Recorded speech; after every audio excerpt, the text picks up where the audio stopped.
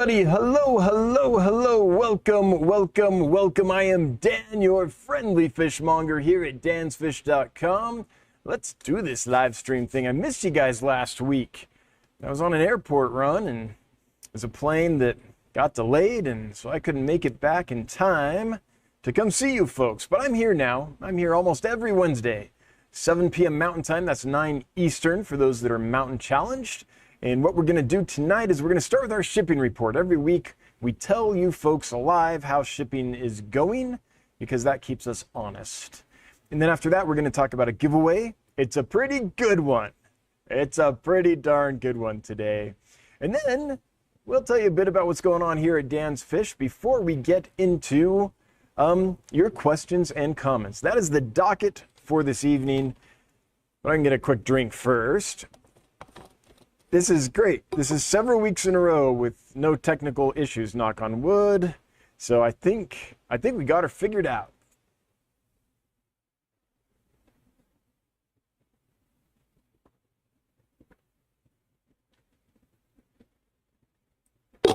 Whew. Usually I can get the stream up and running in time to get that big drink before I start live, but not today. Not today. It's been a busy day. Okay, shipping report. Well, it's not horrible, but it's not great. We are at 98.53% success for the last 12 months running. 98.53. Our goal is 99%. For the last 6 months, we are there. We're 99.06% for the last 6 months. So we're still doing well, but it is hard to get up to that 99%. It's rough going. Keep hovering at 98.5 and change. Maybe at 98.6. Like, it's so close. But I will say that I'm really happy with the team. I'm really happy with everyone that works here. Everyone is on board with getting fish to you guys in good condition. We work really hard to do that. We do insane stuff to do that. Like, the way we pack fish makes no sense if you're looking at it from economics. Like, it's so labor intensive. It takes so much time. But it's good for the fish. So we'll keep doing it. We're not perfect, but we're like, I like to say we're like Lexus. We're in the pursuit of perfection. I like that. I think that's a good way to describe what we're trying to do. And for folks that like what we're doing and think that that's something they want to be involved in, we are hiring. We are looking for a very special position. This is a core position here. This is a like leadership position. If we were a big company with lots of offices, we would call this an executive position. But we're not that. We're not a big company with lots of offices, so I call it a core position. And let me kind of show you what it is. We are looking for, if you go to the Dansfish website, this is the home page, scroll down to the bottom here and click on Careers, Chief Fish Health Officer. We've received some really cool folks have applied for this, but it's a very unique position. But we do want to hire someone who all they do is worry about fish health and fish care. Someone to feed the fish and make sure that they're getting the proper nutrition. If they're a fish that needs more veggies in their diet, they're getting that. If they're a fish that needs tight little spaces to be able to go swim into and wedge themselves in to feel comfortable during the day, like a Pleco, that we have that. If they're a fish that likes to hang out under floating plants, that they have that. So basically, the right food, what they need to feel comfortable in the aquariums, and then also to run our fish health laboratory. So you don't have to be an expert on diagnosing fish disease. That's few and far between. But you do have to be willing to become that person. So we have a laboratory, we have microscopes and slides and stains and various things, various pieces of equipment for this position. And so you care for the fish and then also work fish up in the laboratory to check for disease and treat any disease that's found. Now, you wouldn't be thrown to the wolves in this. We do have veterinarians that can help train you. And you know who you are. If you're watching, we really, really appreciate you being willing to do that. There's a couple veterinarians that are willing to help out, and that's just amazing. And so we're looking for someone who loves fish, knows how to care for fish and various types of fish, and is comfortable around microscopes and is willing to learn how to diagnose and treat disease. Like the ideal candidate for this, well, the ideal candidate would be an aquatic veterinarian, but you know, those are few and far between. But an ideal candidate would be someone like a veterinary technician or someone in that kind of realm who's used to looking at fecal samples under microscopes and things like that and identifying organisms. But that's few and far between as well. So we don't think we're going to probably find someone who has all the expertise necessary for this position. We're realistic people. We understand that. That would be ideal. But that ideal is very scarce. But it is a position where that will be a big part of the job. Basically, as I get busier running this business, I'm getting less and less in touch with the fish. I'm not able to spend as much time with the fish as I would like. And I don't want to get in the position where that goes away, because the healthy fish is literally the foundation of our business. And we need someone who long-term, that's their focus. They're going to make sure, basically I'm entrusting you with the health of my fish is what this position is. So it's a very important role. It's something that we need to do, and we're hiring. So if you're interested in that, the instructions on how to apply are at the bottom of the website there under the careers tab. But basically, email us your cover letter and resume to dan@dansfish.com. That's dan@dansfish.com. So that is what we're hiring. Now, I understand, like there was a couple live streams ago where I was kind of, teasingly giving someone a hard time for not coming out and doing it. But I understand there's reasons that people can't. Like this person was, that's my dream job. And I was like, well, then come. And they're like, well, I retire with a full pension in a year and a half. I was like, valid. Like, don't give that up. Like, I get it. But I do think that this is, I don't know of any other place where this kind of job exists. I know some very large wholesalers and suppliers that do many millions in business every year. And they don't even have like a veterinarian on their campus, which blows my mind. They do have, fish health technicians, but very few places do. Almost always, if you're going to do fish health in this field, you're going to be at like a commercial fish farm that raises trout or catfish or salmon, food fish. Maybe a public aquarium, but how many public aquariums are there out there? Not many. So these kinds of jobs don't come along all that often. So yeah, we're looking for that person. We know it's not going to be an instant find. We know that the qualifications we're looking for are not the standard ones that most people would have on their resume. But we're going to keep looking until we find this person, because the fish health is everything. There's no point in doing the rest of what we do if we, don't have healthy fish. So, and by the way, I'm not saying our fish are not healthy, but I am saying if we keep growing like we are, we're going to need this person in place, because it's going to get very difficult for me to continue to grow the business as well as stay, deeply in touch with the fish. So really, really important role for us. So anyway, we are looking for that, and I'm going on about it a bit because I'm really hoping someone hears this live stream, and is like, hey, that would be awesome, and we get more applications and we can find the right person. So that's what I'm hoping happens. Okay, that aside, let's get into the giveaway. All right, I'm going to give away a super white Pleco. These are beautiful, really neat fish. There's all kinds of variation in them.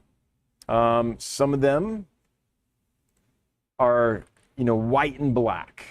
Although you do have to be careful with pictures. There's ways you can doctor pictures so they look more like that.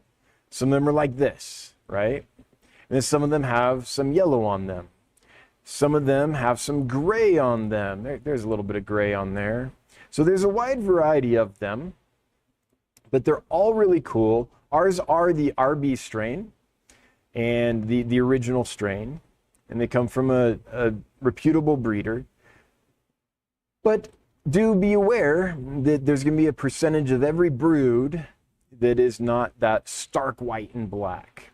Now, the actual fish we're giving away is this one.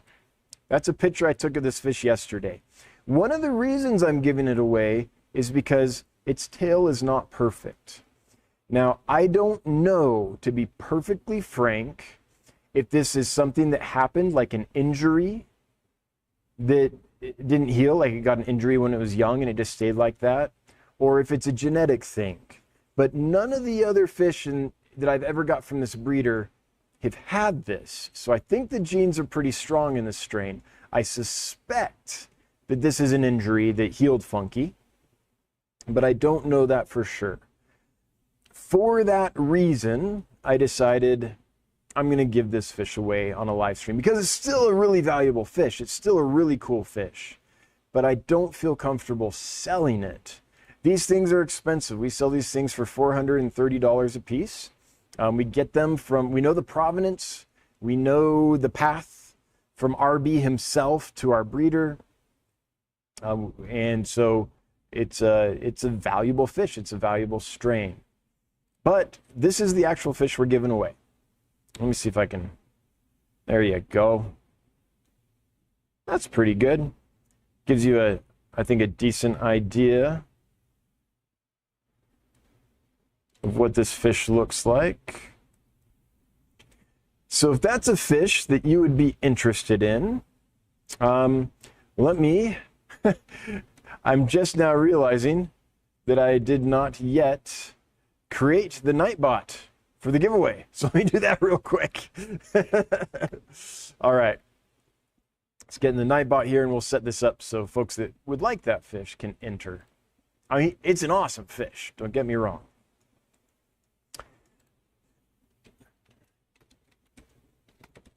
Okay, we're going to be super original here. If you'd like to enter to win that fish, enter hashtag superwhite. That's hashtag SUPERWHITE in the chat. And later on, we will draw a winner for that fish. Okay, that's the major things that are going on here. The other thing that's going on is we've listed quite a few fish on the website, and we'll list some more tomorrow. But we also have a fresh import from two of our really good suppliers in Europe. We ordered a whole bunch of stuff from Aquarium Glasser, and we also ordered a bunch of stuff from some conglomerate of hobbyist kind of basement breeders in Europe that were able to get some of their fish. They kind of team up and all send their fish out together so they can make the numbers for an export. And they always do a fantastic job. Some of this stuff is really rare, some of it's really expensive. There's some wild type mollies that I've never seen before ever that I was able to bring in. There's some other really cool stuff. We do have more Histatus Corridorus, and they look pretty good. I think they'll be ready when their 2 weeks is up. I don't think they'll need more time, but we'll have to check that. The reason I say that is those little pygmy cories, pygmy type cories, often I like to give a little more time because they're so teeny tiny. I just want to make sure they're nice and fat and sassy before I sell them. But that stuff will all be listed soon. Next week, I believe, is when we'll be able to list that. So just be aware there's some really cool stuff coming down the pike. Or is it pipe?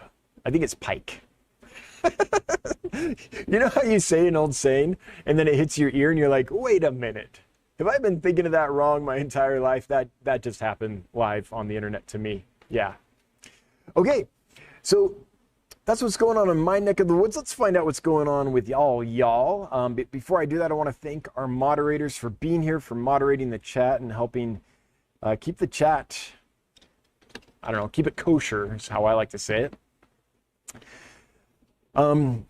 Some of these moderators have been doing this for free for years, like every week, volunteering their time to moderate this channel. So I just want to give them a shout out and say thank you for doing that. I think that's extremely generous. Oh, the other cool thing that happened, you might have seen, is we're now affiliated with Aquarium Co-op, and Corey released a video of the first unboxing of some fish he got from us. I think he released that today, yesterday, recently. All the days kind of merged together at this point in my life. And so really excited about that. Corey and I have been talking about doing something like this together for over 4 years. I am not kidding. In fact, the very first contact I ever made with Corey was back in March of 2017. What I did is I was like, okay, this guy's busy.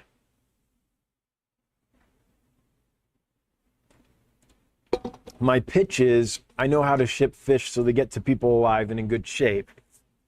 So how can I get his attention and get that message across? So what I did is I shipped a box of fish to him. Except I didn't put fish in it because I didn't know what fish he would want. I didn't want to like just drop a puppy on his door with him not expecting it, right? Someone just sends a box of fish. It's like, great, now I have to put these somewhere. You know, if your tanks are all full or whatever. So I didn't actually put fish in it, but I packed the box up exactly as I would, just sans fish, and put a note in there about, hey, I'm this guy and I do this thing, just like you're seeing here. I purposely didn't send you fish because I know how annoying that can be when you're not expecting them. But, you know, here's my first thing. And so that was a very early foray into, it may be cool to work together. But for about 4 years, maybe a little longer, we've been talking about it in, I don't want to say more official terms, but talking about it, really talking about it. And it's finally happened. So I'm really excited. Corey's someone I've admired for a long time. I think you all know the story, but there was a time when I was building my fish room and I threw out my back and I was like stuck in bed for about 2 weeks. And I didn't know much about YouTube at all back then, but I got on and I started looking for information about building fish rooms because that's the project I was in the middle of. And that's what I wanted to be doing while I was, you know, laid up in bed. And that's when I came across Corey and his videos. He only had about 30,000 subs at the time. And it was, you know, him and Lamont were awkwardly in front of the camera trying to do live streams and stuff. Like, it's grown a ton since then. But way back in the day, it was like real, just a guy with a camera, not quite brand new to it, right? And so I kind of watched everything because I was literally had nothing to do for 2 weeks. And I swear that kept me sane, because I was able to follow his journey building his fish rooms and all that stuff while I was laid up in the middle of my fish room project. And I just liked his authenticity. I liked his honesty. And what came across to me is integrity. And so in kind of a mission to make the aquarium hobby better. And I felt at that time, and I still feel today, like he really meant it. Yes, he's running a business. Yes, he's making money. Yes, this is, as he said many times, yes, I've sold out. But he's sold out in the sense that he needs to make money and employ his people and make a living, but he hasn't sold out on the mission, I don't think, of really trying to do better for the hobby. So I admire that, and there's not a lot of people like that out there. So I knew early on that this was a guy that I would like to affiliate with. I felt like what I wanted to do and what he was doing were, you know, a great match, and I still feel that way. So it's finally happening, and I'm very excited about it. So I guess I should mention that when I'm talking about things that have gone on here since I last talked to you, because that's kind of a big deal for me. Yeah, but with that, now let's get to your questions and comments. Let me scroll up here and see what I missed. Bob Purcell has joined the Fishmonger crew. Bob, thank you so much. Welcome, welcome, welcome, and thanks for joining up. Okay, I'm going to scroll up here and look for, there we are. Bryce, what's the max size on the super whites? How does their care compare to other plecos, something like a Colombian zebra? So max size on them, I'm going to say, is about 5 inches, give or take a bit. The ones we have are pretty good size already. And I treat them like every other hypensistrus. I feed them a rotation of protein-rich foods and veggie-rich foods. Even though hypensistrus are carnivorous, I still occasionally throw a ring of zucchini in there for them to chew on, and they like that. We have some hides in there for them. An air bubbler that's like going high volume, so they get good churn in the water. And then the water feeding the tank, like I have fresh water feeding each tank, is turned up pretty high because they like a lot of flow and oxygen and stuff. So I kind of try to keep the water moving around them, give them a place to hide, and give them a rotation. We feed them mostly prepared foods, mostly different pellets and things, although we'll sometimes give them some frozen bloodworms or something like that, and like I said, fresh zucchini in the mix. But they're super easy. This is a hardy fish, and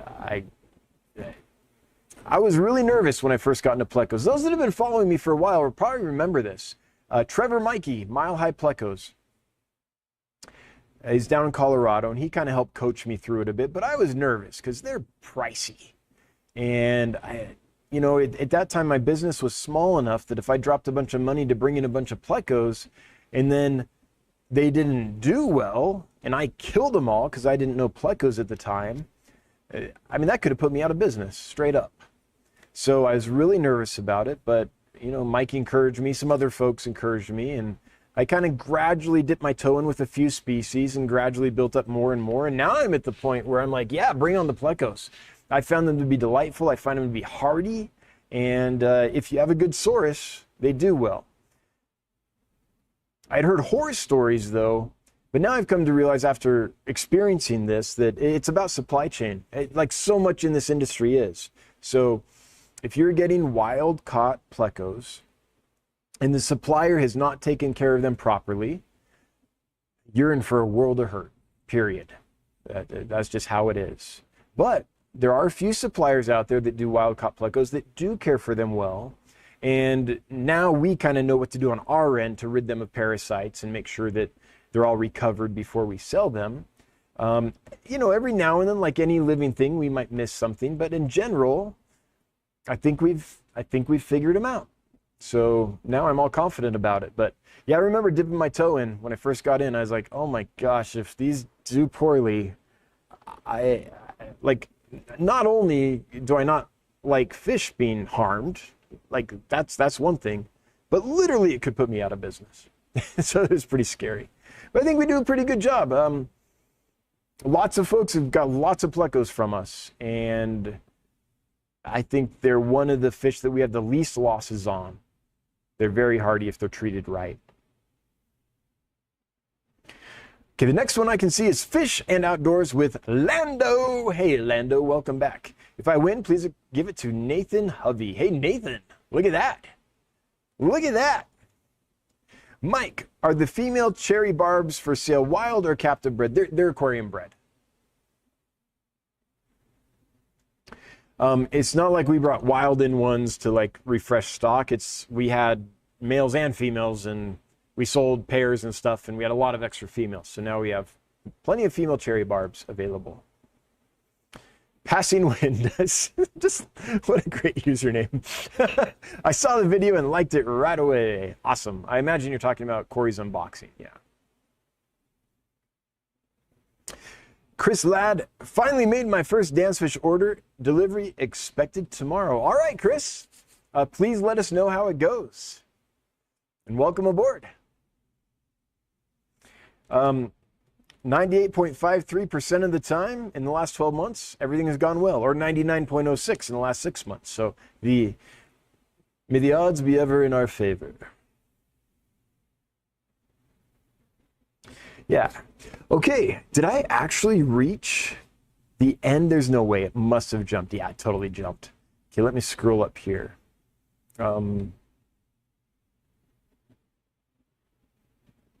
Oh, you know, when I was talking about affiliating with Corey, but I should shout out my other affiliates too, because they're doing awesome. Steenfot Aquatics, Bob Steenfot was our original affiliate, and he's been amazing. Bob's a guy that tells it like it is. Like, Bob don't hide his opinions whatsoever. So I knew if Bob liked us enough to affiliate, and if he, long term, you know, if we could keep the relationship going, I was like, if we can make Bob happy, I think we're good. And by the way, saying that, I mean that as a compliment to Bob. I like that about Bob. He's a guy that just is no BS. So he was our first. And then Alex, The Secret History, Living in Your Aquarium. If you want to geek out on some esoteric fish knowledge / trivia / interesting stuff, that's where to go. And then Taylor from Simply Betta also has been a great affiliate. So I want to shout everybody out. So yes, I need to get more Congo puffers from you, especially you halted on importing. Do you know the conservation status of these puffers? I can't find any info on it online. I don't think the Congo spotted puffer is in danger of becoming endangered in the wild from collecting. I don't think that's the case. But I have not researched that recently, meaning in the last few years, so I'm not positive on the conservation status.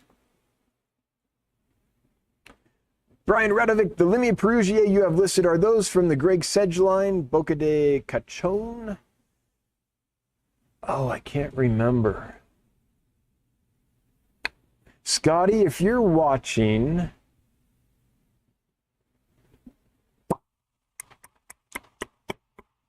they were bred and raised by Scotty. I cannot remember if he got them from Greg Sage or not. I'm sorry. I'd have to look into that.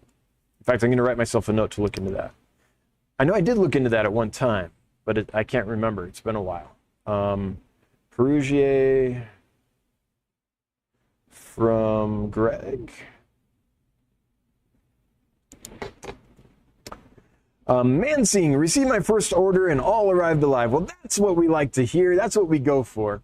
I mean, literally, if we don't do that, like, all the time, you know, there'll be the rare exception. But if we don't do that all the time, there's literally no reason to buy fish from us because our prices are so high.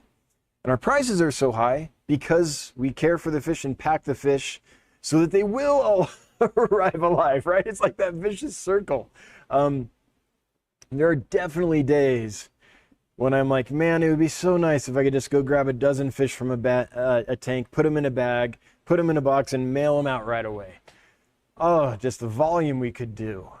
But that's what everyone else does, and we've all seen the results of that. So it takes us 2 days. We pull the fish. Each fish goes in its own bag. It sits overnight. The next day we change the water because they'll have pooped in the bag, and we don't want them to travel in really gross water that could harm them. So we change the water, seal them up, pack them up all individually in their little individual travel pods and all that.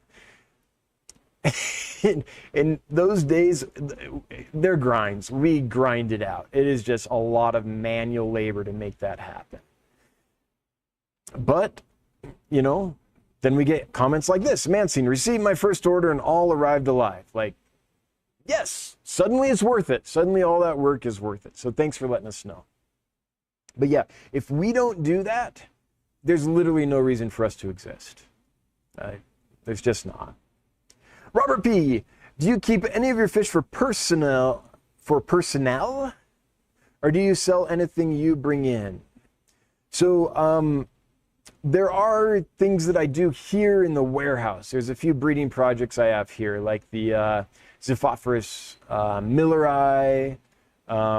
We have a breeding colony of Limia perugiae that is different from the ones from Scotty's. We've been working on for quite a while. Some other things like that. So I do get my little fish breeding fix here. Johnny was actually teasing me today or yesterday about how I squeal like a little girl whenever I find fry in a tank or see a spawn or whatever. it still is my favorite thing. Outside of like, you know, my marriage and my kids and that, the next best thing in my life is breeding fish. I just love it.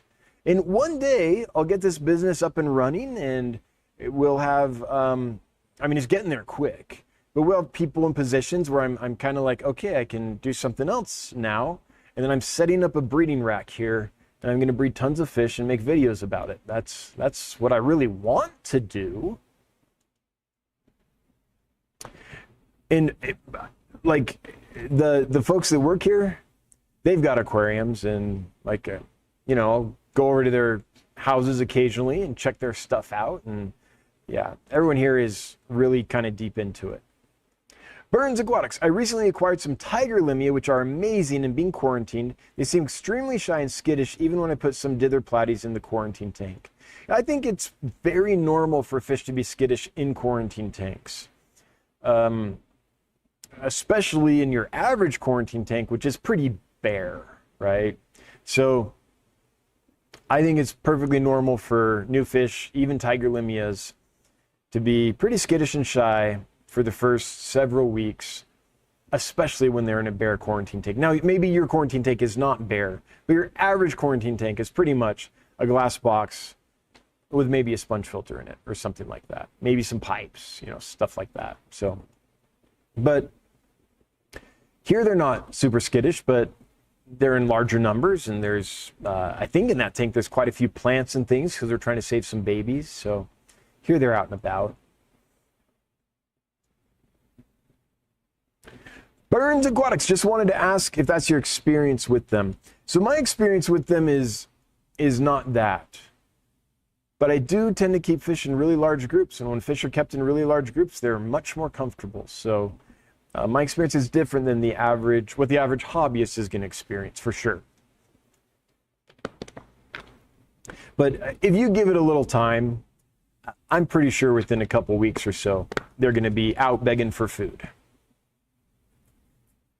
Gummy Smith, I got my whiptails from you, and they are divine. Aren't they? Like, those have to be the fattest, chunkiest, best whiptails, right? I love them. Every time I walk back by that tank, I just pause, and I'm like, those look amazing. I am proud of that fish. I'm glad you liked them too. Yes. I got those from an amazing source. They did a perfect job with them. So divine, I concur. Robert P., love to hear how the Limia Isla tigers are doing for you. I mean, they're doing fine. Now that's, I should say, those are not in a section of the aquarium of the warehouse that I generally feed and stuff, but I stop by and look at them and stuff, and I'm not their caretaker, but from what I see, they're doing just fine. Yeah. Like, the Limias I find to be rock solid. And also the tiger teddies.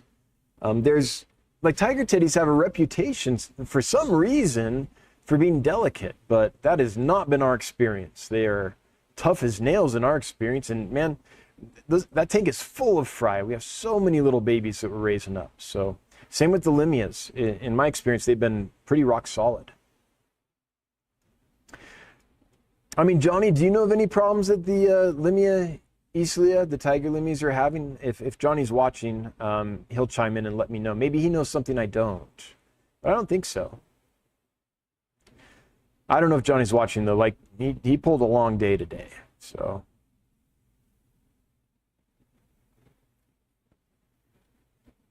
Okay, I am scrolling up because chat jumped and jumped. Okay, here we go. Gold Nugget Pleco's Tetra says hi. Well, hi right back.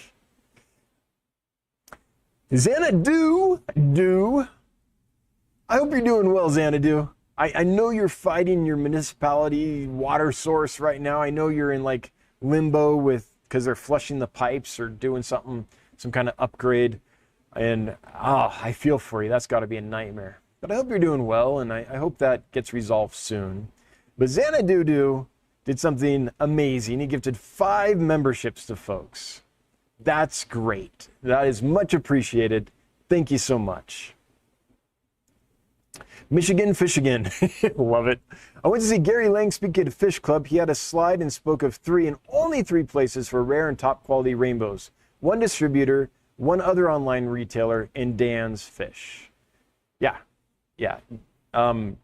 We've been able to help the rainbow fish hobby out a bit. Been able to bring stuff in that you simply can't get anywhere else and spread them around.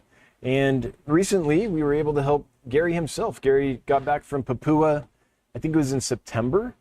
And so we were doing an import from Indonesia, and we brought Gary's fish in with that import and sent them off to him. So we're able to bring some fish that Gary just collected on his trip into the United States and make sure Gary got them so we can breed them and distribute them. So we are working with the rainbow fish hobby. We have been actually for a few years, and our goal is to get these amazing fish distributed out to people so they can breed them and distribute them out to more people so that they become more established in the hobby. Because the reality of rainbow fish is their habitats are often destroyed as quick as they're discovered. So almost every rainbow fish species or location, the locations can be very distinct, is in some kind of danger or another. So what's happening is there's all this illegal gold mining going on in Papua. All this kind of unregulated / illegal industry. And so roads are built to get to those resources. As those roads are built, hobbyists, collectors like Johannes Graf and Gary Lang and others are able to get out to new areas and discover new rainbow fish. But the problem is they're doing that in tandem with these industries that are destroying the environment. I'm being simplistic here, I get that, but this is the basic theme. And so they get the fish, and then the next time they go back, that habitat might be completely destroyed because the industry has got up to production, and they're absolutely destroying the habitats with the mowing down of the riverbanks for gold mining or the other things that are happening. So with rainbow fish, it's kind of important to bring them in and try to distribute them and breed them whenever we can, because it's not an exaggeration to say that they might literally be gone within a few months. Johannes Graf told me a really harrowing story last time I talked to him, where he was at Lake Santani, which used to be this beautiful, pristine jewel of a habitat. And he had gone up in the stream where Chilotharina centeniensis is. That fish isn't in the lake itself, it's in these streams that feed the lake. And he described the yellow muck that the stream now was. Like nothing could live in that. It was just absolute, that's gone. It's just gone. And so that's the kind of peril a lot of the rainbow fish are facing. So yeah, and I assume that the other online retailer was probably, the Wet Spot, who also has a good reputation, and maybe the Cichlid Exchange or something like that. So there's some folks. I also think that Imperial Tropicals does a pretty good job with rainbow fish too. So shout out to Mike. I think Imperial Tropicals, I think Mike's a good dude. I think he's doing... There's some folks that want to see the hobby get better. They want to see the industry do a better job, right? And they're working towards that end, and I think Mike's on that. Leo 209 Aquatics, will you guys ever get small Bashirs, bikers,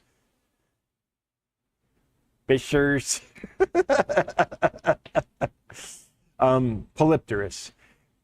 I don't know, Leo. Maybe. I've done that before. I love Polypterus. Absolutely love them. I grew up with a couple Polypterus ornatus that were just amazing. So beautiful, so mind-blowing and personable. Great wet pets. So I have tried that before. I brought in some Polypterus, which one was it? Is it Encheri? I forget how to pronounce that species name off the top of my head. And Lecheri, I think. And I sold a few, but mostly they kind of sat and they started growing bigger and bigger and bigger. And I was like, you know what? I've got to clear these out before they overgrow me. And so what I did is I boxed them all up and I sent them to Global Aquarium Company, the guy in New Jersey that kind of does monster fish. And he was happy to get them because his customer base is way into that kind of thing. So I literally gave them to him. I literally packed them up and paid for the shipping and sent them to him because I didn't want to get them in a position where they were getting too big for me to care for properly. So partly because of that experience, I've come up with this general rule where I just never carry a fish that I couldn't properly house long term when it's its full adult size. And so that experience is one of the reasons I decided to make that. Now it's a line in the sand. It's, you know, sand can shift, but generally I don't think I'll be bringing Polypterus in because I don't think that there's much that my customer is generally in the market for that. Now I like them and I would like to, but that's my experience so far. So I'm a little trigger shy, even for like Senegalensis and things like that don't get quite as big. Xanadudu, Bob Steenfont for the win. Yeah, I love that guy. Bob's been here a couple times. I consider him a friend. You know, I have a lot of acquaintances, but I consider Bob a friend. I think Bob's a guy you could rely on. He's a good dude.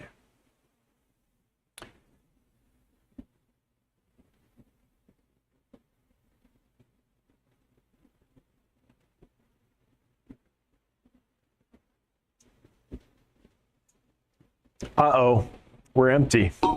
I wiped that thing out in 2 chugs. Wow, I must have been thirsty. All right, Amber says, I think it's a known fact that live bears are very prolific. However, it feels like my swordtails are just swimming around minding their own business. Any tips? I've never had swordtails that didn't have breeding on their mind, so I mean, I'm supposing you have males and females. Let's suppose that's true. Is there an illness? Like it's hard for me to imagine swordtails not breeding prolifically. Like the males constantly kind of driving the females and dancing around and doing that spin thing, which is so awesome when they jet around the females 1,000,000 miles an hour and then stop right in front of her to impress her. Like, oh, that's one of the coolest sights in nature. So I really don't know. I'm completely guessing here. I'm going off like, you know, one sentence of data, but are they okay? That's like, I'm worried that maybe something's wrong. Are they all female? Like, that's the only other thing.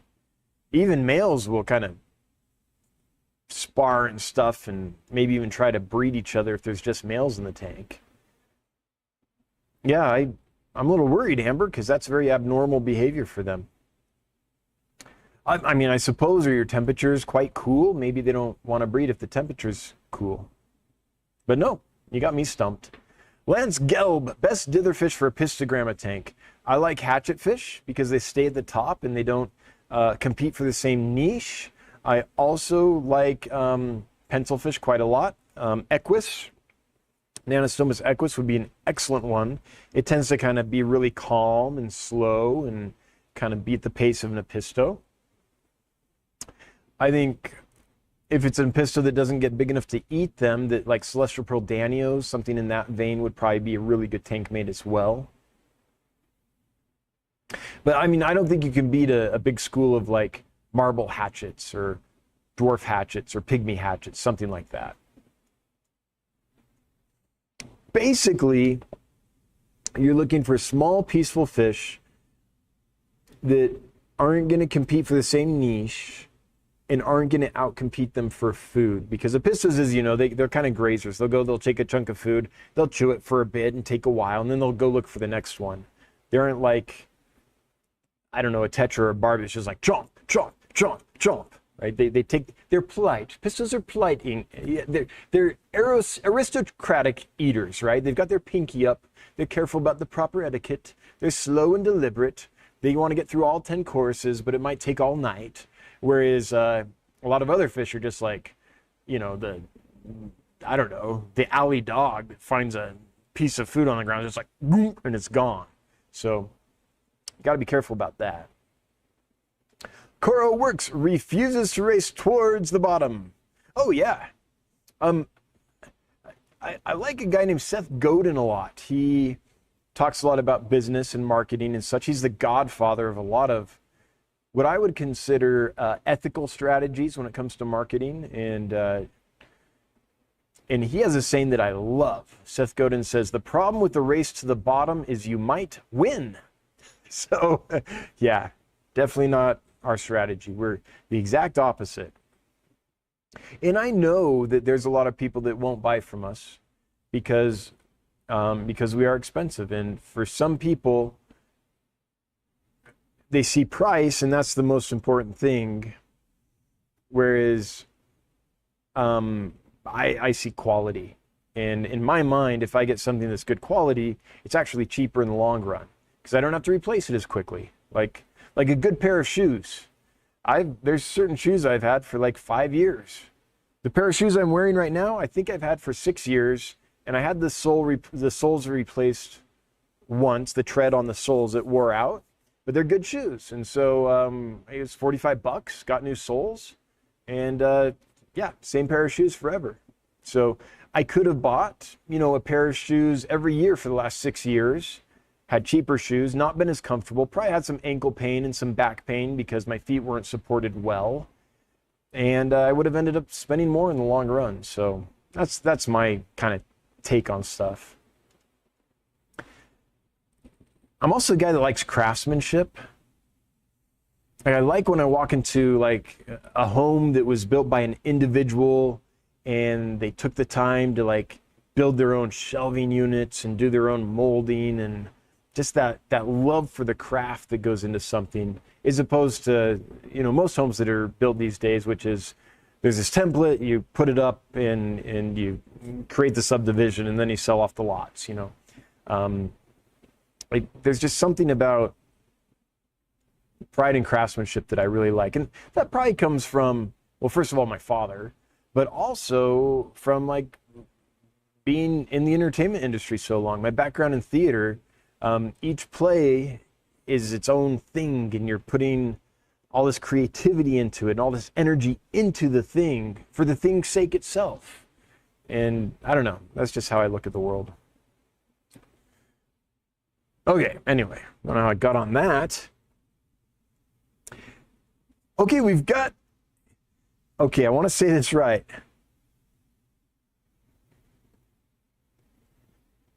Javier Taino, that's what I'm going with. Throwing down a super chat. Thank you so much. Much appreciated.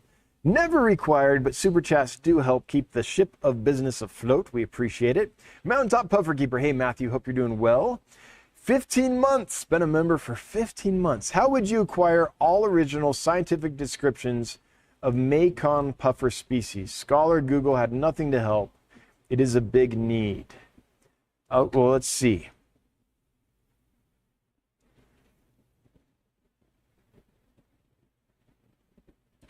I would reach out to Jim Forshey at seahorses.com and see if he can help you with that.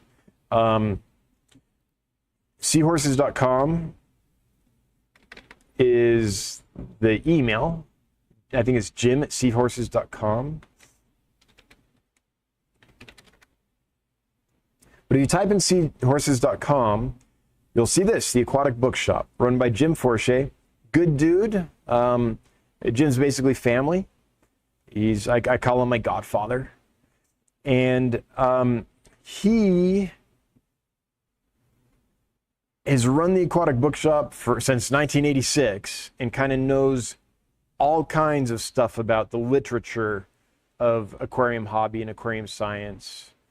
And he's been involved with some really interesting projects on that front. So that's where I'll link this down here for you. That's my best lead. Kelly Foreman, thanks for contributing to rescuing the best fish. Ah, the rainbow fish.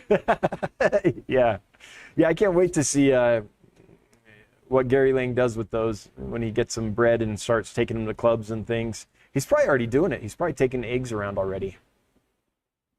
My name is Nobody. How will the L236s do in hard water? I live in Florida. Well, I have hard water. I have the hardest water here. So if they can live in my water, they can live in your water. Yeah. Plus, they come from the Rio Xingu. That's not a black water habitat. The Rio Xingu is a whitewater habitat. So it's not like super soft and acidic or anything like that. In fact, let's look it up. Rio Xingu water parameters. All right. 26 to 31 degrees. pH from 6.5 to 7.5. Okay. This isn't really giving us a lot of useful information. It's basically saying it can be anything. Let's see.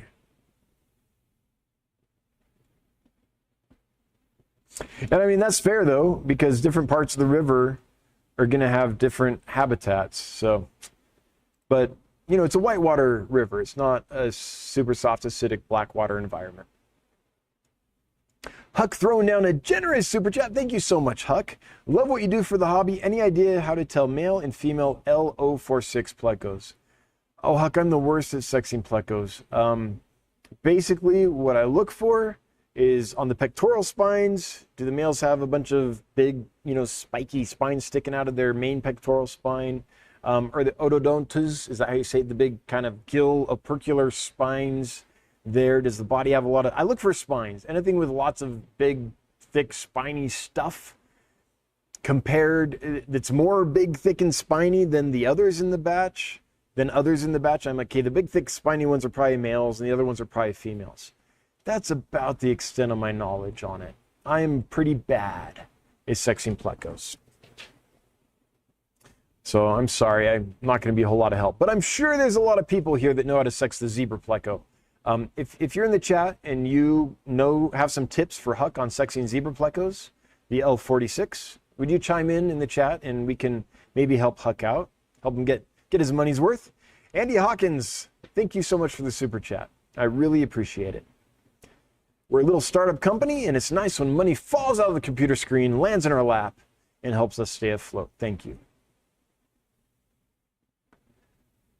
But my name is Nobody. My water is the hardest water I've ever seen. It's 300 parts per million calcium carbonate, which is off the charts. Like, we'll get a 1/4 inch of solid scale on our tanks if we don't put in equipment to mitigate that. Like, the water flows through a limestone canyon on its way to me, and then other water that enters the creek that I'm pulling from goes through an aquifer where it basically is percolating through limestone and then comes back out in the creek. And so my water is very hard.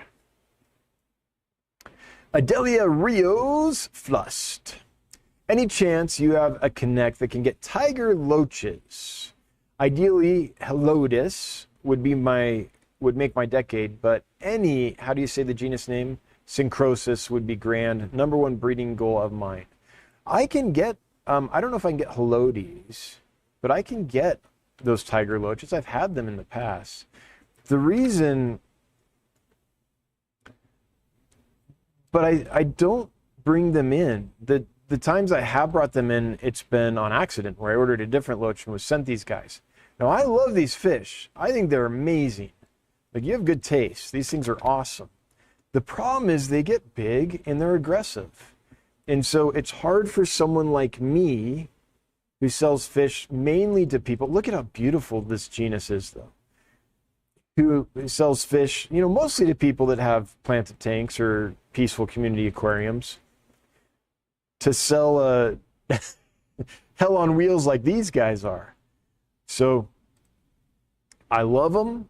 I just don't think they're appropriate for most of my customer base. And so I don't bring them in. But they're available. I can get them. I have got them, usually not on purpose. And I mean, they're spectacular.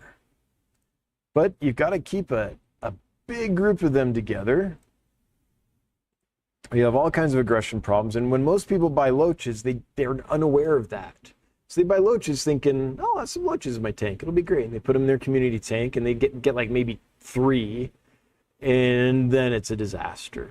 So I try not to bring in fish that will create disasters. Now, of course I do, because like I have trophies right now. Those could create a disaster if you didn't know you need to get a big group of them. But yeah, it's rough to bring those in. But I could do it. If enough people wanted them, and I was sure I could bring in the 100 or 200 I have to bring in, and that people wanted them, then I'd probably do it for them. But last time I did it, I sat on those for months. So yeah, it doesn't make a lot of business sense. Cool fish though. I think they're amazing. Swamp Thing, hey Swamp Thing, I hope you're doing well. It was great to see you the other day. Wednesday night, and I'm able to catch a live stream. Awesome. Good to see you live, Dan. I put on my Shara Dan Wyoming t-shirt on after work today without even knowing it is Wednesday. Yeah, you know, sometimes there's serendipity in the universe, and you wear the right shirt on a Wednesday. Yeah. Hope you're doing well. It's great to meet you and your wife and the family the other day.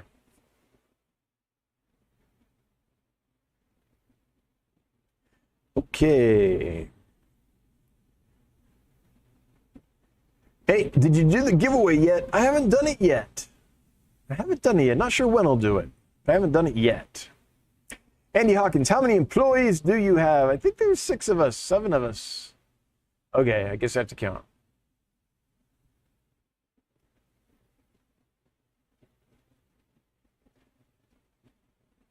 There are currently 6 of us if you just count full-time employees without counting part-time help or people kind of doing odd jobs for us that, like we pay someone that helps seal our bags because we customize our bags so fish don't get trapped in the corners. We did that for a long time, and now we pay someone to do that. There's other things like that. Jacob Metzner, hi Dan, when you build that fry rack, how will you build it? Oh, I don't know. I haven't got that far. But I'll probably have one side that's a bunch of 40-gallon breeders because that's a good-sized tank for raising large amounts of fry. And I'll probably have a good section that's a bunch of 5.5 gallons because that's a great size for breeding all kinds of, you know, killifish, characins, barbs, bettas, all kinds of stuff.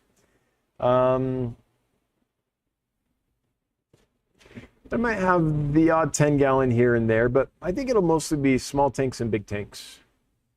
Breeding tanks and then rearing tanks. And then probably a bunch of small containers as well with flow through just for like eggs and fry. But I'm going to nerd out hard when it's time to do that and really plan it, but I haven't done it yet. But that's going to be fun. Yeah, get over here already, Jacob, so I can do it. Real stinks. Live fish spawning behind you. Yeah, that would be awesome. It does happen sometimes. I don't think any of these are spawning at the moment that are behind me, but yep, that's happened in the past. I have about 50 super red Pleco babies. What's one more? Well, that would be 51.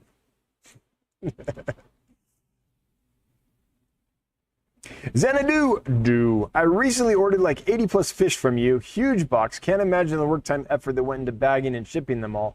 Kudos to you and the team. Yeah, the team works super hard on that. It's a grind for sure. But it's a grind of love. Labor of love. Mike, how would you breed umbrella cichlids long-term with respect to keeping the genes diverse? How would you plan generations in terms of when to bring in new genes, and how would you source it? So I think it's pretty much the same as any other fish. You basically want to keep 3 to 4 breeding groups kind of separate. And then, so those are diverse bloodlines. Then they have babies, and then you take the babies from group 1 and 2, and your next breeding stock comes from those. And then you take babies from, say, 2 and 4, Your next brood stock comes from those, and maybe you do another one. But basically you're creating fish that aren't directly related, but are related enough to keep the line going without getting so inbred. And then as far as how often do you introduce new blood, it just depends on the fish, how the line's been worked. There's a lot of factors into that. There is no hard and fast rule on that. There's been some studies done that show guppies, for example, going for many, I can't say the word, generations without degradation. And then there's other studies that have been done that have shown degradation happening pretty quickly with fish that are line bred. So it depends a lot on the breeder and how they select their breeders and how careful they are and how the stock was originally. There's no hard and fast rules, but I would definitely just keep an eye on the line, and if stuff started to get not like I wanted, then I'd probably introduce new blood. I read a study recently on the Melanotania bosemani, the Bosemani rainbow fish. There's been a lot of thought that Bosemani rainbow fish are super inbred, and that's why they're more yellow than orange these days, and other things like that. But it's not true. They literally tested the genetics. They went out to 6 farms in Indonesia that breed just like millions of these fish and have for years. They tested the genetics, and they found after years and years of doing this, they are not being inbred. The genetic diversity is just fine. So I think we often, if we're responsible choosing the brood stock, I think we can go quite a long time. I think we often blame inbreeding just because it's an easy thing to say, and we might not have evidence that it's the actual culprit, but it's like, oh, there's a problem, oh, those are inbred. Like I've heard that with live bears too, but same thing. I know, and in a lot of cases, it's the supply chain. It's got nothing to do with their genetics that is making live bears be shaky. So there's so much nuance. This is not me copying out either. This is not me being like, well, I don't want to give an answer. It's just there's a lot to it. You can't give a one-size-fits-all answer because each situation is different. Andy Hawkins, I meant to ask before, oops, favorite Cory flavor. Man, I've not met a Cory that I don't like, ever. But there's a few that truly blew my mind when I first saw them. One was Corydoras equus. Another one was Corydoras CW153. Let me show you this thing.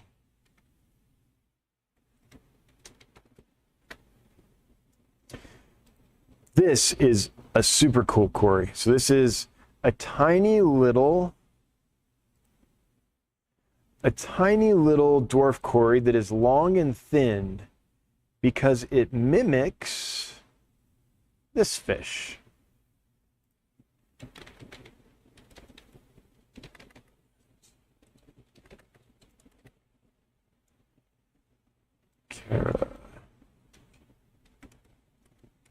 I just spelled Caricidium. There you go. So this Cory mimics Caricidium tetras, and it schools with them because in numbers you have protection, right? So this is the tetra. This is the Cory. See the resemblance? It's a mimic, which is so. Oh wait, I'm not showing this. Sorry. Here's the Cory. Here's the tetra. Like, the resemblance is just, there's the tetra, there's the Corydora, right? It just blew my mind that a Corydora would have adapted to mimic a Caricidium tetra. So that's one that blew my mind. First time I saw Corydora stirbi, it blew my mind. I'd never seen a Cory with color before, like bright orange. Wow, right? So, I don't know. I've never met a Cory I didn't like. I like cories in large groups. That's really what it is for me. It's not necessarily which species is it so much as how is it kept. So my favorite is like a big group of little Pygmaeus or Habrosus or Histatus, little dwarf cories, because even in like a 40 or 55 gallon, you can get a lot of them in there in a big group, and you'll see the behavior that you never see when you only have, 6 or a dozen or whatever. When you get a big group together, they behave completely differently, and it is awesome. They form like these weather patterns is what I call it, where they get together and they shoal through the tank, kind of like leaves, a big group of leaves blowing off in the wind together. I just think they're fantastic. So for me, I guess that's what it is. It isn't what's the cory, it's what's the setup. And did we choose a cory, we could just get a lot in that setup. That's what I like to see. Only Oscars, any Amazon puffers? We do have some Amazon puffers, and I think some of them are pretty darn close. Are there none listed for sale right now? Let's go look. If not, there will be fairly soon. Okay, they're not quite up yet. Yeah, I have some. We'll have some available. They're real close. I'm not quite sure when they'll be ready. It's kind of up to the fish. When the fish is fat and sassy, we'll send it. If it's still like, ooh, it's a little skinny, then we won't. Huge fan of rare Plecos. Have you ever heard of L239, the blue Pinoc? He's magical. Yeah, I think we have some. Oh, no, we don't have the blue Pinoc. Which one do we have? We've got the blue Phantom. I think that's what we have. Yeah. Okay, I've got the blue Phantom. What is this blue Pinoc of which you speak? So let's see here. This is L239 Pleco.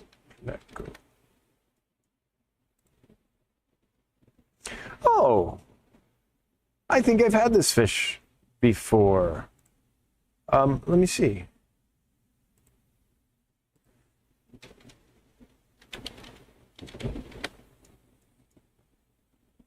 Yeah. Yeah.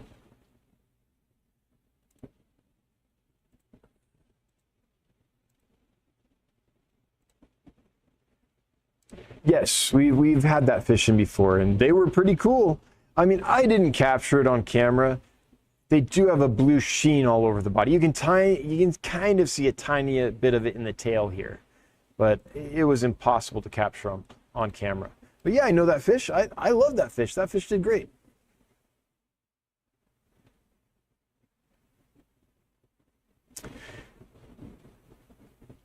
Will you be streaming on Thanksgiving? I was in the middle of reading that comment and the chat jumped, so let me scroll up to where I can find it again. Just a moment here. Hey, we have 460 in the chat. That is awesome. 468, a new record. All right. Thanks for being here, everybody. We appreciate it. Thanks for spending some of your Wednesday with us. If you wouldn't mind taking a moment to share this out with someone who you think would like to nerd out on aquarium fish with us tonight, it'd be most appreciated. We are trying to grow the channel and grow the live stream, so any help getting new folks in would be much appreciated. Well, I can't scroll up to see that comment anymore because chat jumped and then shut off. But no, I'm not going to stream on Thanksgiving, but Thanksgiving is Thursday. The Wednesday before, is that next week? Oh my gosh. Holy cow, that's next week.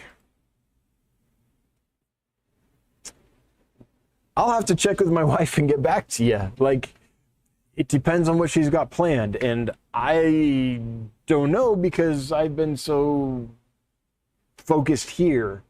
I didn't even realize Thanksgiving was next week, to tell you the truth. So I'll get back to you on that. Bad Dan. I'm out of touch. Have you ever done wild harvests? Asked Andy Hawkins. I've collected fish from the wild, yes. I've never gone to another country and done it, but I've done it here. You can find some awesome stuff in the United States, and I really like doing it. It's great fun. If nothing else, you get to see the fish in their habitat. You learn a ton about them just by observing them in their habitat. You're a much better fish keeper if you can do that. Aquarics Aquatics. Hey! Any tips on how to hatch my Cory eggs? Should multiple spawns, had multiple spawns but no fry, and still no guppy fry for my red dragon pair. Should I just order more or have any tips? Wow. Of course you should order a dozen more. No, I'm just kidding. I'm not trying to do a hard sell on you. But it does blow my mind that you don't have any fry from the red dragons.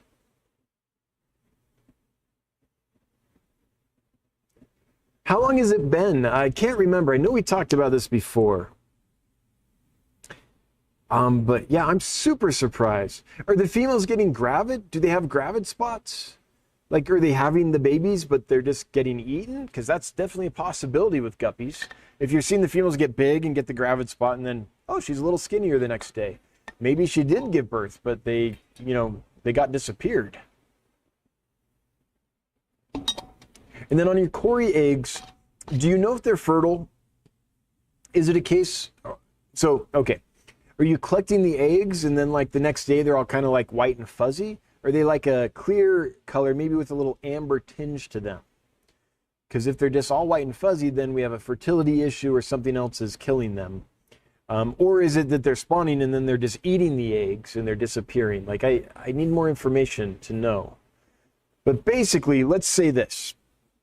If I had corridors and they were spawning and the eggs were not fertile, then I think it's pretty unlikely that if you have a group of them that all the males would be infertile. I mean, it could happen. It could happen, but I think that's pretty unlikely. I think it's more likely that there's something about the water parameters that are preventing them from getting fertilized. So in that case, I would try some softer water. There are cases where hard water can prevent certain species of fish from being, from the eggs from getting fertilized and kind of developing properly. I've read about that in certain types of tetras and things. It's been many years, so I don't remember the details, but you could look into that. That might be a thing where, yeah, maybe I need to soften the water a little bit for this species. But if it's Aeneas or Paleotis or one of the more common species, then I'd be really surprised if that's the case, because I've spawned those things in like rock hard water. Blows my mind that the guppies aren't breeding. And that's my basic thoughts on the Corys without really being there and knowing exactly what's going on. Killer Kitty punching me in the face with a fox cat, but paying for the privilege. Thank you, Killer Kitty. Much appreciated. Cool videos from a cool guy. Should I mix long-finned and short-finned tiger barbs? I've never done it. Would long-finned tiger barbs get their fins shredded by the short-finned neighbors? That's my only question. I don't know the answer to that. Tiger barbs do like to nip fins, and so I would think that the long-finned varieties would be at a disadvantage against their short-finned companions. They would be less agile, less likely to be able to spar properly, and I would worry that their short-finned buddies would find their long fins irresistible. But I don't know. I've never tried it. That would just be the thing I would worry about. Hello, Fish Frenzy Addiction. Thanks for being here. 471. Woo! That's a lot of people. Thanks for being here, everybody. You know, that's enough people. I think it's about time to do our giveaway. Let's do that. Okay. This giveaway is for super white Pleco. In case you weren't here at the very beginning, this is a picture of the actual fish we'll be sending you. And go back and watch the beginning. You'll get the whole spiel about that. Let's go ahead and draw the winner. The winner is, out of 387 people, Blaze Thompson. Blaze Thompson, you have won provisionally. You have 2 minutes to chime in and let us know you're here, because you do have to be present to win. I'm going to set a timer here. Google timer, 2 minutes. Okay, timer's going. So Blaze, you have 2 minutes to chime in and claim your winnings in the chat. If you don't do that, you forfeit your winnings and I will draw somebody else. Them's the breaks.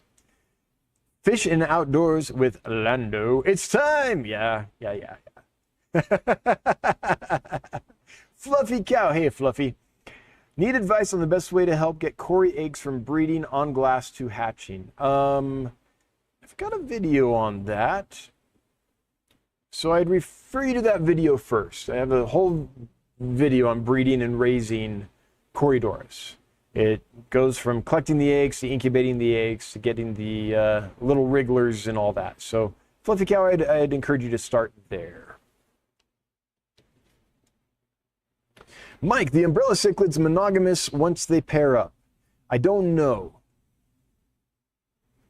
I think so. So different apistos have different breeding behaviors. You have your monogamous pairs, but then you have your harem spawners as well. And off the top of my head, I can't remember which category the Borrelii fall into, but I think they must be pairs because they're fairly peaceful. And the harem spawners, the males tend to be really aggressive because in nature what they're going to do is drive every other male away so they can claim all the females if possible, right? So there's aggression naturally in that mode of breeding. Whereas the pairs, it's like, I've got my honey, I'm good. I'm going to defend her, and when we spawn, we'll defend our spawning site, but I don't need to knock every male out of the territory because I've already got my baby, right? So I suspect that they're probably monogamous. But again, I don't remember for sure off the top of my head. Just that's my gut feeling based on their behavior. Okay, let's go over and see. Okay, the time is up. All right. Blaze Thompson says, I'm here. The gods have been kind today. All right, Blaze, congratulations on winning an L236 Super White RB line Pleco. Not too shabby, if I do say so myself. Your last task, Blaze, is to email us with your first name and your last name to hello@dansfish.com.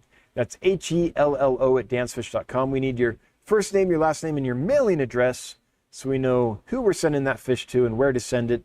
And then we'll get together with you and get the details of when to ship to you and all that figured out. While I've got over 417 people here, I want to call your attention to something. We're hiring here at Dansfish. I did this earlier, but if you scroll down here and click on careers at the bottom of our website, we're looking for a Chief Fish Health Officer. This is a very important position for us. This is a core and leadership position. In any other company, they would describe it as an executive position. And we're looking for someone to help us make sure the health of our fish is I don't know, cherry, beautiful, chef's kiss, whatever, is good. So we're looking for that. So while there's a bunch of folks here, just want to shout that out because it's going to be a difficult position to fill. If you want to know more about it, I went off on it at the beginning of this live stream. Just scroll back or watch the replay at the beginning, and I talk about it quite a bit because it's on my mind. It's something I'm actively looking for. Looking for some royal blue paradise fish. Any chance of getting some in? I do have some different types of paradise fish on order. I think I've got flames coming. I don't know if I have any royal blues. I don't think so. Yeah, I don't think so. Also, not half the time, a lot of the time when I order the fancy paradise strains, they're shorted. It's kind of hard to get a hold of them. Cool videos from a cool guy. Should I mix longfin and shortfin tiger barbs? Already did that one. All right, just so you folks know, it doesn't do any good to list the question or comment multiple times. I literally just go down in order. Like every now and then chat will jump, right? And it jumps past yours and then I can't see. In that case, yes, go ahead and put it down again. But otherwise, you're kind of just clogging the feed. So let's behave. I'll get to you if I can, but I literally go down in order. So you don't have to ask multiple times unless the chat jumps past you. Bill Nanos, welcome to the Fishmonger crew. Hey, Bills, thank you so much for joining up. Welcome. Welcome, welcome. Thanks for becoming a member. Okay, Bryce. It looks like Bryce has had a bit of a problem. I ordered 8 corridor similis from you a few weeks back. Lost one a few days in, but the rest have been doing amazing. Well, I'm glad to hear that. Sorry you lost one. If you didn't already reach out, Bryce, please do. hello@dancefish.com so we can take care of you. Anytime there's losses, we want to know so we can do right by you. But I'm glad the other ones are doing well. That's good. We love our Habrosis. Yes, me too. They're fantastic. When you say big groups, what is big? 25 minimum for me. A lot of different behavior. More the merrier, for sure. I'd love to have hundreds, yeah. I mean, when it comes to like pygmy cories in a 55-gallon, I think 100 is a magic number. And by the way, I know I'm a guy that sells fish. So when I say, oh, just get 100, it sounds salesy. That's literally not what it is. It's just that I've seen them in those big groups, and it's just amazing. And I just hope more people at some point in their life get to see that. It's pretty cool. Yeah, and a 55-gallon, like 100 pygmaeus, is not too much by any means, and there's still negative space in there and everything, and the behavior is just amazing.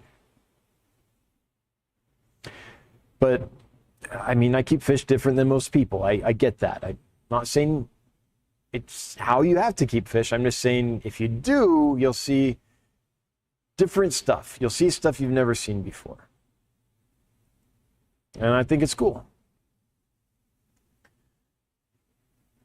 Okay, I'm scrolling up because chat did jump again.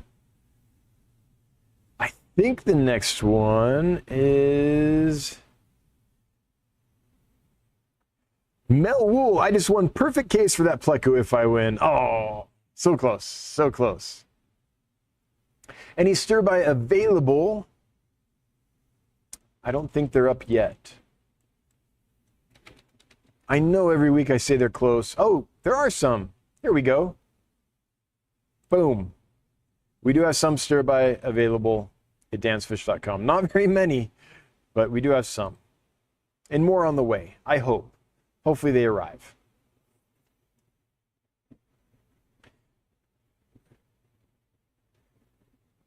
Okay, Deb Hall D. My Congo spotted puffer will only eat vibra bites and bloodworms. Have you heard of their teeth overcrowding? Can't grow source enough snails to feed often. So I've never seen a Congo spotted puffer's teeth overgrow. I can't talk tonight. Wow, maybe my teeth are overgrown. I've literally never seen it in a Congo spotted puffer. I'm not saying it can't happen, but I've kept a lot of them and I haven't seen it. Now, there are puffers where it happens routinely, like Amazon puffers. You need to have crunchy foods for Amazon puffers for sure, or they will wear down their teeth. But with the Congos, I have not experienced it. Anyone here had Congo spotted puffers and had them for like, I don't know, a couple years or anything? Did you run into that issue or not? From what I'm seeing, I'm suspecting it's not an issue with that specific fish.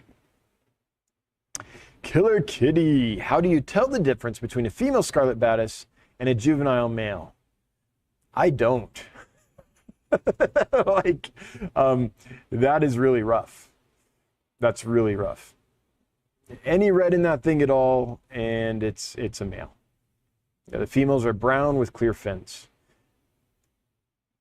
From what I know, I am not an expert at sexing that fish. I mean, I almost only ever see males. I've very, very rarely seen a female, and when I did, I didn't trust it. I was like, nah, I bet you're a male that just hasn't popped your color off yet. I bet. But every now and then I'm wrong, and a customer will buy one, and when I sell them, I'm like, it's probably a male, but we'll try. And every now and then they're like, hey, they spawned. Like, every now and then we get lucky, but I can't hardly tell the difference. Andy Hawkins, how many pea puffers would you keep in a 15-gallon species only planted tank? How long is this tank? In a cube, I would keep less, but if it's like a long tank, 15-gallon, pea puffer is going to get a little over an inch when they're full grown. I know I'd probably do 8 to 10. That's going to require a little maintenance because they do create a lot of waste, but I like a nice group of pea puffers. They do tend to like to be in groups. Wendy is sidetracked. Hey, Wendy, hope you're doing well. Hearing that Dan's Fish has hard water makes me happy. I'll be more adventurous in fish purchases. Yeah, I think at this point I've dealt with almost every kind of water. And I'd have to say, hard water is easier. When you're doing what I'm doing, fish, it's much easier to acclimate fish from soft water to hard water, or hard water to hard water, than it is from hard water to soft water. That can be a challenge. Not always, but it can be. Okay, Aquarius Aquatics. She's never gotten fat, has the gravid spot, but she never looks preggo. I've had them for like 6 months. I even separated her from the male and still nothing. Now, if she's never got fat, does she have good body condition? Is it possible that she has a parasite and so she never gets good enough body condition that she can really, has whatever nutrients necessary to produce the eggs? Is that possible? When you say she's never gotten fat, is she literally skinny? So it could be a health issue. But maybe not. Maybe she has good body condition and maybe she's infertile. I don't know. It's 8:26. Okay. We will do a couple more and then we'll shut this down. Thanks, Kaler's Aquatics and Kaler's Reptiles and Aquatics, for throwing down a little Pippi Longstocking super chat. Much appreciated, Bob. Hope you're doing well. Any Benthochromos horai? No, I don't have that fish. Let me show you guys this fish.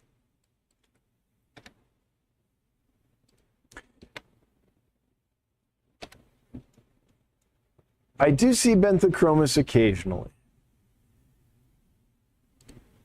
And here's why people want that fish. Like, look at this thing.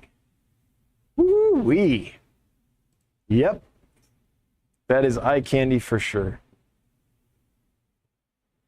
I don't do a lot with Rift Flake cichlids. One day we will, but for now we're kind of doing more generally peaceful, smaller community type fish. Now I realize Benthochromos isn't like, your typical super aggressive cichlid or anything. Probably more like I'm guessing like a Cyprichromis or something in behavior, or a Paracyprichromis, something like that. But we are doing a little bit. I'll be bringing in a group of Lamprologus, or is it Neolamprologus? I can never remember. Sexfasciatus gold tomorrow that were bred by a breeder in California. So I do like Tanganyikans quite a bit. So we will do some occasionally, but it's not something we're going deep in at this time. I feel like to do African cichlids, to really do that, you kind of have to do a lot of them because there's a certain market there, and you can't just do a couple species. We've kind of dipped our toe in here and there, and we found that doesn't really work. There's a few species like Multifasciatus and a couple others that we can sell, but in general, I think if you're going to do African cichlids, you have to go hard, and we're not ready to go hard yet. The Cory eggs are PER, I'm guessing clear, and they don't get fungus, they just sit there. I've never had that happen, Aquarius Aquatics. For me, if they're fertile, they hatch. I've never had I don't think I've ever had a spawn of Cory eggs that was fertile that didn't hatch within a few days. So I don't know. I don't know what to tell you. One trick you could try is put some cherry shrimp in with the eggs. They kind of nurse them, tumble them around, and maybe that action would help them hatch. It's worth a try if you've got some cherry shrimp sitting around, but I don't really know. Wish I could help you more, but I've not experienced that myself. All right, with that, I'm going to close with Fish Hunter. I won 2 of your red peacock cichlids a few weeks ago. They're doing amazing, and I'm in love with their color. Yeah, I love that fish too. Unfortunately, we've had those for months. Like, I love them. They're beautiful. They're spawning all the time. They're doing great. Everyone comes in, and that's one of the things they stop at and are like, whoa, those are amazing. But they don't sell. And I think that's a factor of just not having a critical mass of cichlids. So, yeah. Anyway, let's close out here. I want to start by thanking our moderators. Thanks for being here. Thanks for everyone that's a member of the Fishmonger crew. and to folks that gave away memberships tonight. Very generous of you, much appreciated. Everyone that threw money at us, thanks for the super chats. If you are active in the chat, making this a lively place to be, thanks for being active. It's super helpful when there's a community discussing stuff that I get to react to versus me trying to like just talk for an hour and a half with no prompting. So thank you. I want to thank the lurkers. Hail the Lurker Nation. If you're listening on the replay, hello from the past. And if you're listening to the podcast, thanks for listening. All right, we'll be back next week. Same bat time, same bat channel. We're going to have a whole bunch of amazing fish sourced out of Europe available next week. I'll see you then. Until then, have a good one. Bye-bye, folks.